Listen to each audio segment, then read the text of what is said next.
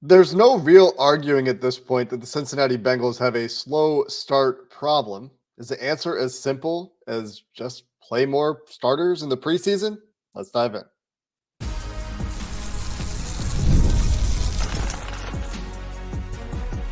You are Locked On Bengals, your daily Cincinnati Bengals podcast. Part of the Locked On Podcast Network, your team every day. What up, Bengals fans, and welcome to another episode of the Locked On Bengals podcast. I'm your host, Jake Liscow. He's your host, James Rapien. We are part of the Locked On Podcast Network, covering your team every day. If you're new to the show, if you're listening, there's a video component available on YouTube if you want to look at us while we talk at you for some reason.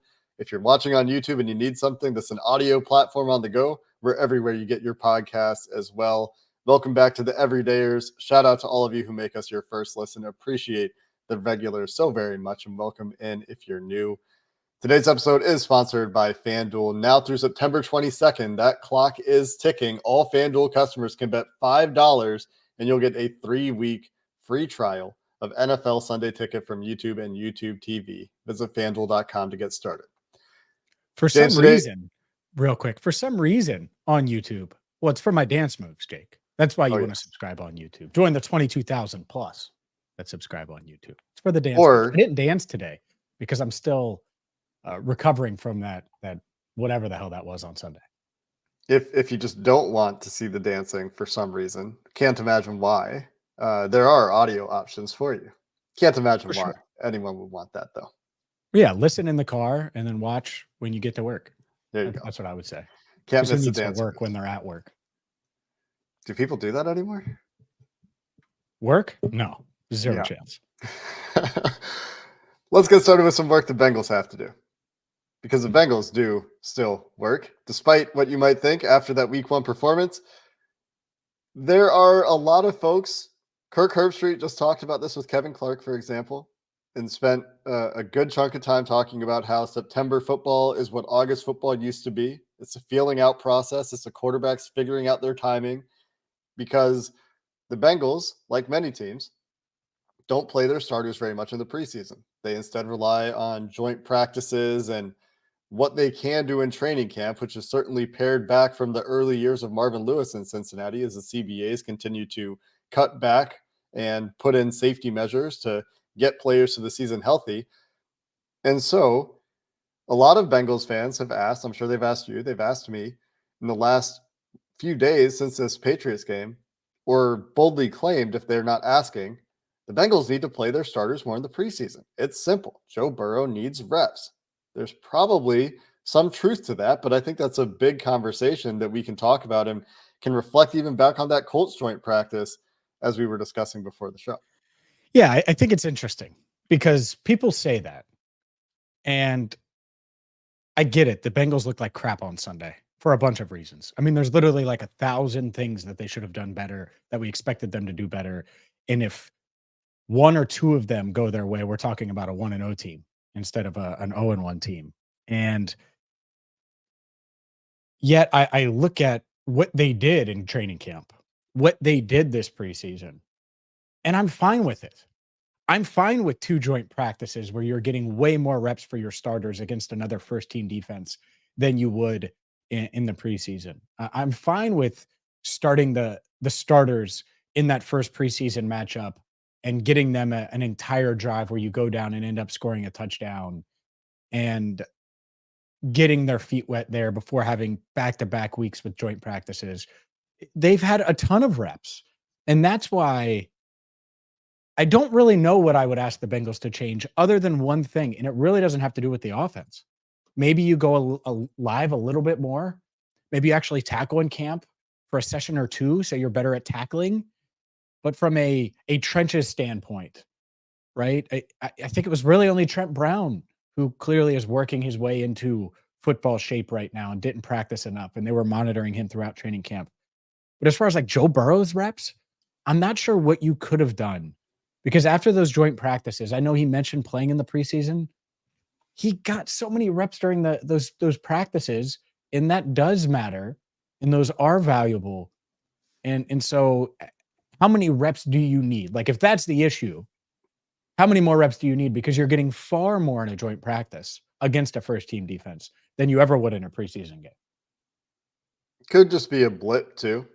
So be careful to extrapolate too much from week one. But the offense, and Max Toscano, who we've had on the show before, has a pretty cool thread kind of highlighting how the offense and Burrow have evolved from week one, week two to the rest of the season. The last 2 years, he went back and watched the last couple of years of week one. And there were extenuating circumstances in those years, right? Joe Burrow not practicing for most of training camp with various ailments and injuries. This year, he got those reps, though, which is what you're talking about, James. And the question is, what will be enough? The answer that we might get this year, depending on how week 2 and week 3 go, are, well, it might need to be 3 games. It might need to be 2 games. It might need to be some amount of actual full football games. And you can't get that in the preseason, but could you get more of that in the preseason? I think is a question you can ask, because when Joe Burrow answers a question, or when you talk to people who have been covering Burrow back to his time at LSU, there is a clear benefit for Joe Burrow playing actual football, whether it's taking hits, whether it's developing a feel for the pocket, whether it's developing a feel for what throws he can and can't make, what kind of looks defenses are going to give him, where the tells will be. Mhm. You can get a lot of that in practices. And we talked about how the Colts coaching staff was pretty impressed with Joe Burrow's ability to mentally diagnose what the defense was presenting him in that Colts joint practice. But you're not getting it at game speed. You're not getting it with live hitting, and you're never going to get that as a quarterback. I get that. But I do think that I am becoming somewhat more sympathetic to the argument that Joe Burrow might need to play more in the preseason. And certainly to your point, that the Bengals need to get a little bit more live tackling into their preseason, or like Dax Hill needs to get into those preseason games. If he's expected to be your starter at corner, he's learning a new position. He's got to figure out those angles. He's got to, because he wasn't a bad tackler necessarily at safety last year. It was just like an angle issue. And that was largely his problem in terms of being slow to the fit or taking bad angles in the run game. So those are the two things that I keep coming back to. Tackling and Joe Burrow just getting closer to game speed reps. And I don't know how you do that without playing more in the preseason. Yeah, I think, how do I put this? And I'm not trying to shoot that down, but I will. Preseason defenses are trash. Joe Burrow a month ago went down the field against Tampa Bay before all of those reps and scored a touchdown. You're not getting the same looks, the same disguises, all of the supercomputer things that Joe Burrow is good at diagnosing. And that's what I think is the issue, is early on in these seasons, he hasn't seen it as well as he is in week 4, week 5, week 6, week 7. And so I think that, combined with his first game back from the wrist, that's why you saw the result that you did Sunday from Joe. But I will say there is a parallel from the Colts joint practice to what we saw Sunday. This idea, and he completed, I think it was 21 of 26, something like that. But after that practice, and again, it's all about who is evaluating, right? So I could feel one thing at a practice. Someone else covering the team could feel another. But I didn't feel like, oh man, that's Joe Burrow's best practice that I've seen. I thought he was fine. I thought it was a lot of dump offs. There were 2 nice throws to T. Higgins, one really good throw to T. Higgins, another one where T. Higgins just dunked on the guy that was guarding him. I forget who it was. But it was a lot of underneath stuff.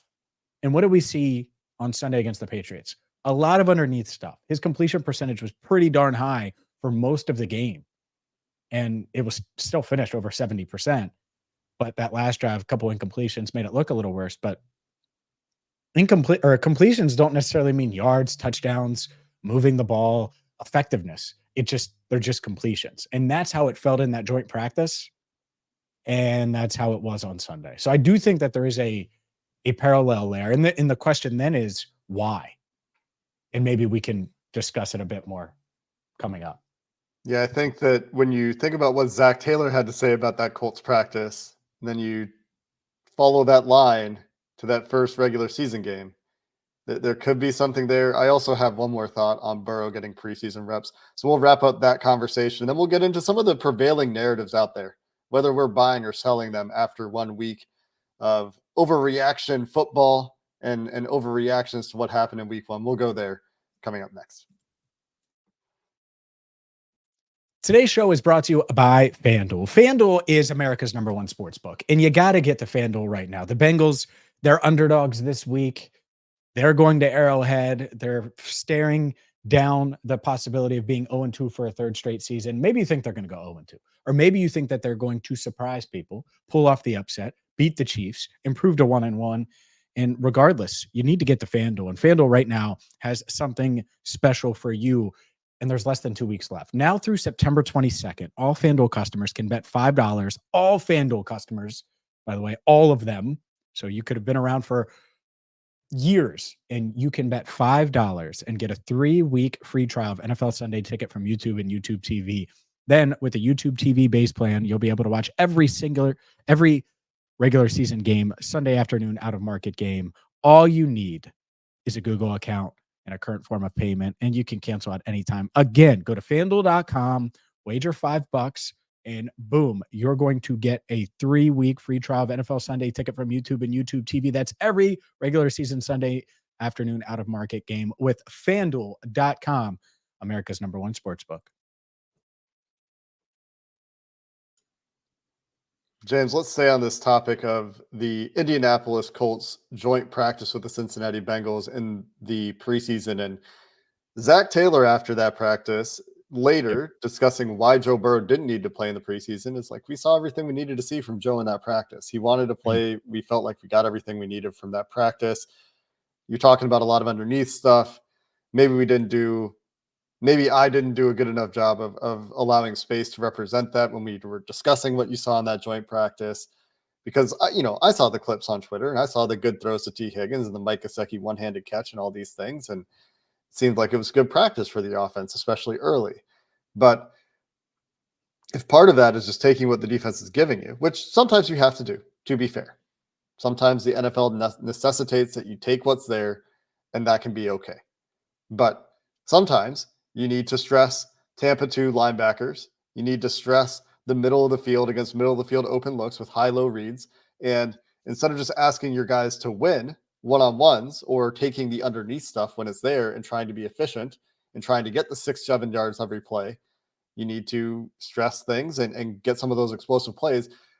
If Taylor was really happy with the way that practice went, and the way that practice went was a lot of underneath stuff, and then we got that approach in week 1 against a lot of Tampa 2 and a lot of cover 2 from the Patriots early, especially until they got them out of it with some 12 personnel and running the ball a little bit later in the game in the third quarter. What do you make of that? I guess, do you think that there's something connecting that Colts practice to the approach in this game? Maybe. And that's the question I have about the why they didn't attack the intermediate or deep part of the field more.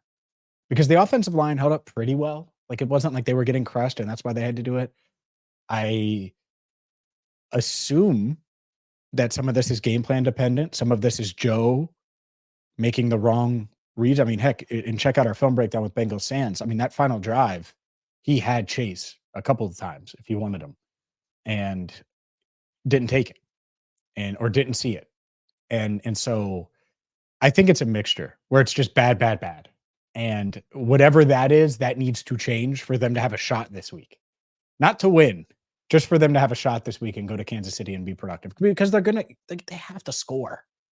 They have to score. And realistically, they probably should have finished with 17 points. And that's not enough. You go to Arrowhead, you score 17, they're probably losing by double digits. I would be surprised if they didn't, because that means that Mahomes probably has the ball a lot. So yeah, I think it's a mixture of things, and hopefully they can adjust quick. And the good news is, and you've referenced this, they've been in this position. Like, Joe's not going to panic. Zach isn't going to panic. And it's really annoying that it's a third straight year where they're 0-1, especially against a beatable team like the Patriots, and more than beatable, a crap team like the Patriots. Sorry, New England, but it's reality. You guys aren't going to win many games this year. I think you know that if you're a Patriots fan.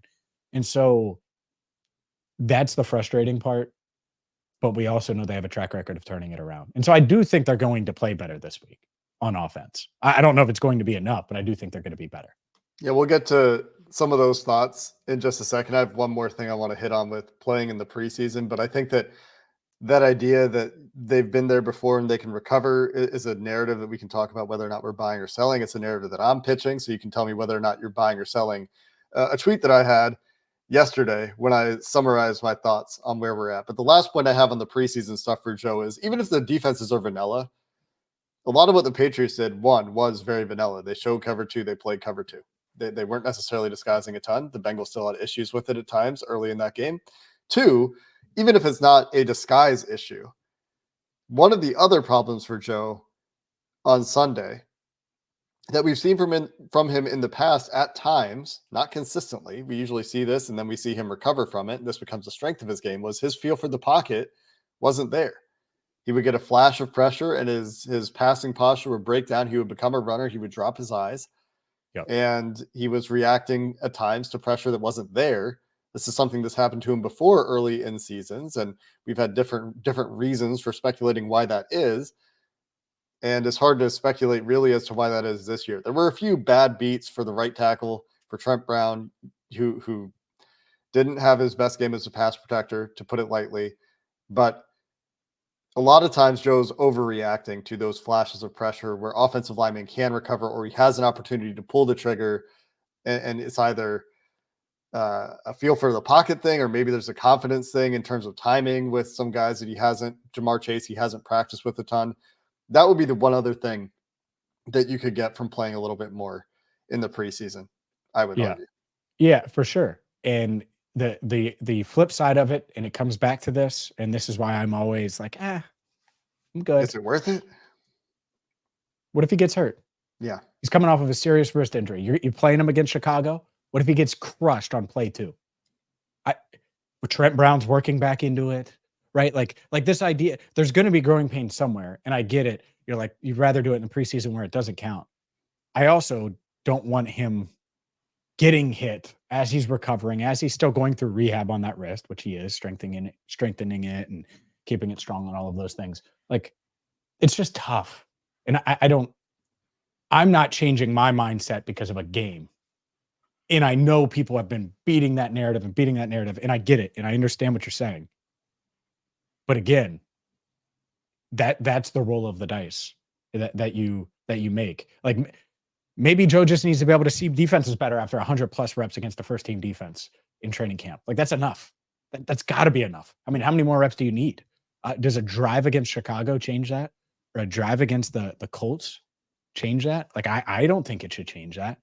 And so that's what's tough is how much are we actually talking about him playing? It's not like he's going to play full games or full halves. You're not doing that. Some of these young guys have, but yeah, and maybe that's it. Maybe everyone wants him to play 3 halves in the preseason, each half. But that's, again, I wonder about how beneficial it is compared to the risk that comes with it. I also still wonder that and don't have the answer to that question. I don't think we would have the answer to that question unless they did it. But there have been reasons each year, appendix, calf, wrist, COVID, preseason canceled. There have been reasons that they haven't played Joe a ton in the preseason. And until we get those answers, I think it's fair to ask the question. We'll probably continue having speculative discussions about it. I think for me, I've moved more toward the middle on it this year, because this year I thought with a full preseason of reps, we wouldn't see the same early season behavior in the pocket and the same sort of timing stuff from Burrow. But with him continuing to insist that he wants to play in the preseason, which of course he would, and these issues persisting year over year, I'm becoming more open to the idea, let's say. That would be how I would characterize it for me. Sure. And on that topic, I think we should get into some of the narratives going around and whether or not we're buying or selling them. I'm going to pitch mine first. I'm going to be selfish about it. I'll pitch you my narrative about what we should be taking away from week 1, and we can talk about some of the others floating around there to finish up the show coming up next. Passion, drive, and patience. The formula for winning championships is also what keeps your ride or die alive. eBay Motors has everything you need to maintain your vehicle and level it up to peak performance, from superchargers, roof racks, exhaust kits, LED headlights, and more. Whether you're into speed, power, or style, eBay Motors has you covered. With over 122 million parts for your number one ride or die, you'll always find exactly what you're looking for. With eBay Guaranteed Fit, your part is guaranteed to fit your ride every time or your money back. Because with eBay Motors, you're burning rubber, not cash. With all of the parts you need at the prices you want, it's easy to make your car the MVP and bring home huge wins. Keep your ride or die alive at ebaymotors.com. That's ebaymotors.com. Eligible items only. Exclusions apply. eBay Guaranteed Fit. Only available to U.S. customers. James, I'm going to read what I wrote yesterday, and you can tell me what you think about this idea. Sure. So I said, as bad as losing to the Patriots is, as long as Joe Burrow's wrist isn't the reason the offense struggled, I don't think there's a reason to think they won't figure it out and be way better. That doesn't make the loss better. You can't get the game back, and that's a bad game to lose because it's one of your last place games. But week one Bengals performances have not been very predictive. Besides the wrist, they do need to tackle better on defense. They need to figure out those adjustments more quickly on offense. And all those things go hand in hand because the game script was really unfavorable because of ball security issues and those first three drives going poorly. So when we talk about what we learned versus what we expect going forward, those are the things that I'm thinking about. How much can we take away from week one? I don't know. Does it suck that they keep setting week one on fire? Yeah, but we still think they should be able to recover as long as it's not the wrist. That's the only thing. The caveat is as long as it's not the wrist, and there's plenty of other explanations we're going to get into whether we think it's the wrist, I think, as well. But what are your thoughts there on those takeaways from week one? No doubt, because they've been in this position before. If they lose and they're 0-2 a week from now, they've been in that position before. And they've responded every time. Every time they responded. Last year they responded. And you start 0-2, and then you go 5-1 to get to 5-2 on this, 5-3 on the season, excuse me. And then you lose to Houston in a game that you thought you should have won and probably should have won.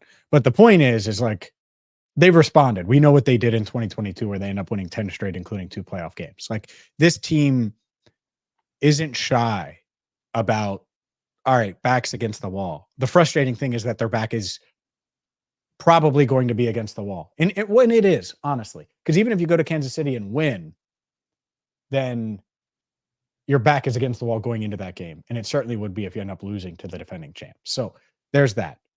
The narrative, and it does tie in with the wrist. Let's do it. Joe Burrow's not right. Do you buy that narrative? Do you not buy that narrative? I've watched him throughout camp. I think he's still working through it. And that's what I've tried to convey here. That doesn't mean he's not structurally healthy. There's a big difference between the two. His wrist might be perfect. And by the way, Locked On Bengals listeners and viewers, and this is the beauty of YouTube, when you see Joe Burrow moving his wrist around like they did on the broadcast, he's just keeping it loose. It's something that he's doing and has done throughout camp. It doesn't mean that he's tweaked it.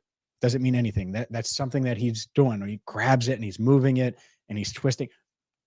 He's still recovering from this. It doesn't mean he's not 100% structurally, but the rehab, I believe, is still ongoing.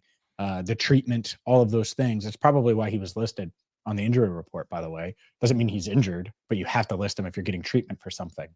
So do you buy it, Jake, that the wrist it isn't all the way back? I just kind of shared my thoughts. I just think he's still working through it. And that's part of what happens when you're coming back from an ACL, an Achilles, or something like this, a really weird wrist injury.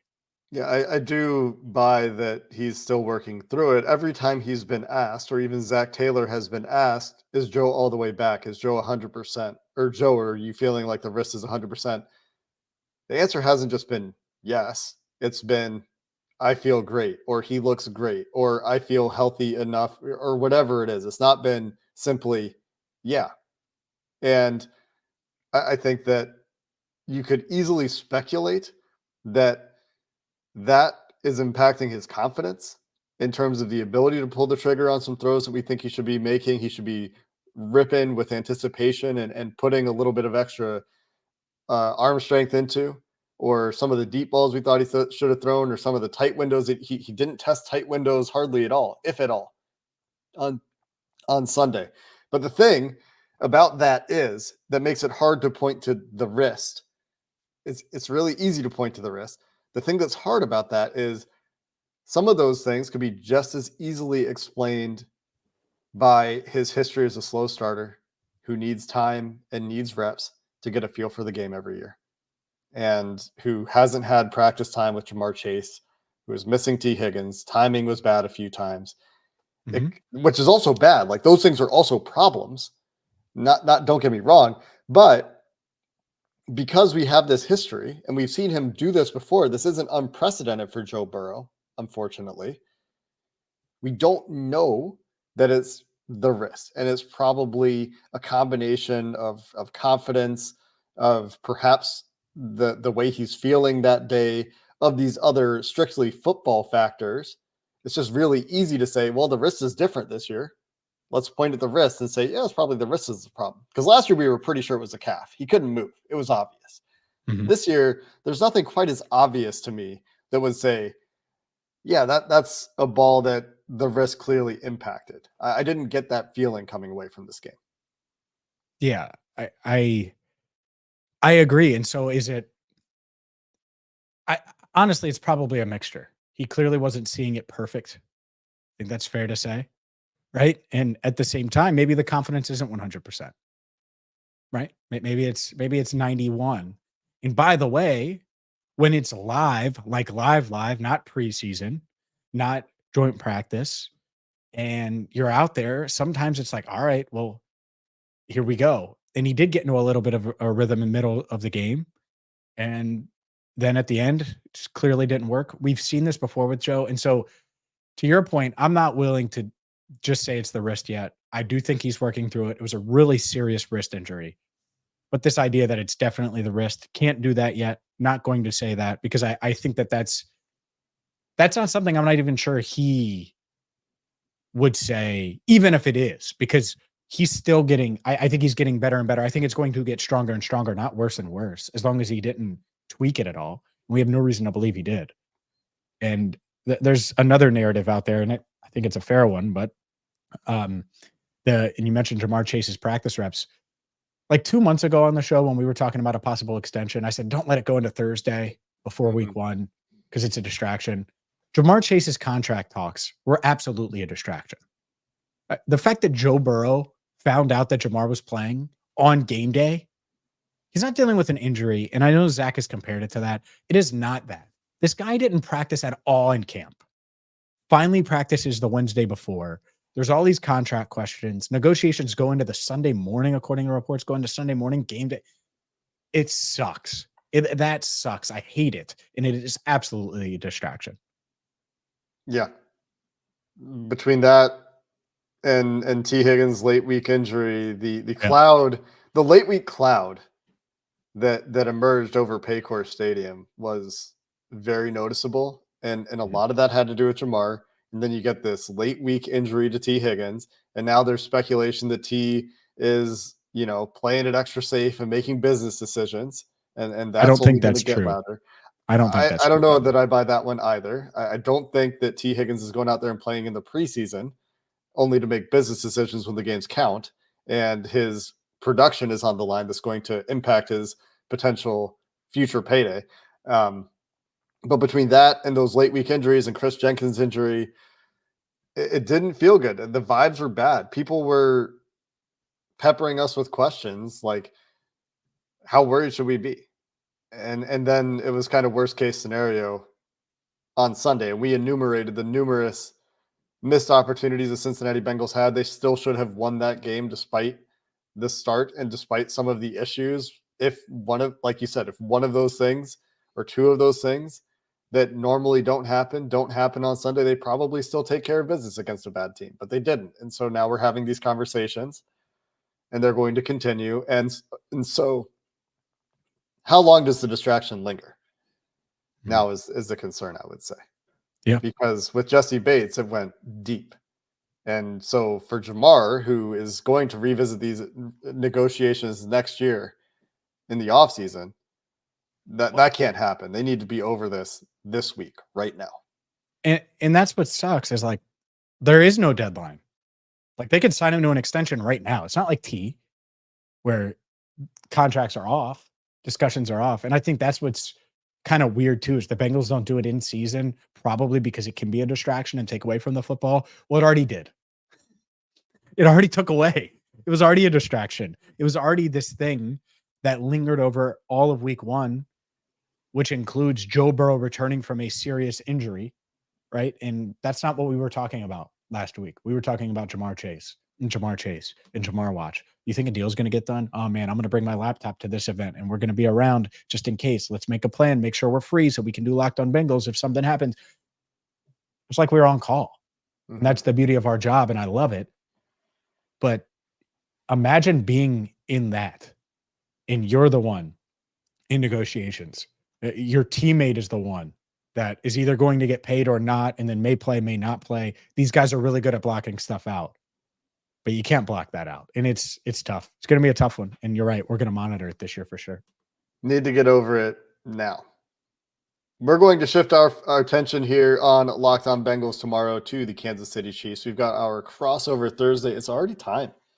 Crossover with the Kansas City Chiefs. Locked On Chiefs will be joining us for our next episode here on Locked On Bengals. We'll get our first look ahead at the Bengals' seemingly annual trip to Arrowhead. I know that's not quite what it is, but that is coming your way next time here on Locked On Bengals. Until then, thanks for listening to this episode of the Locked On Bengals podcast. Hoo day, and have a good one.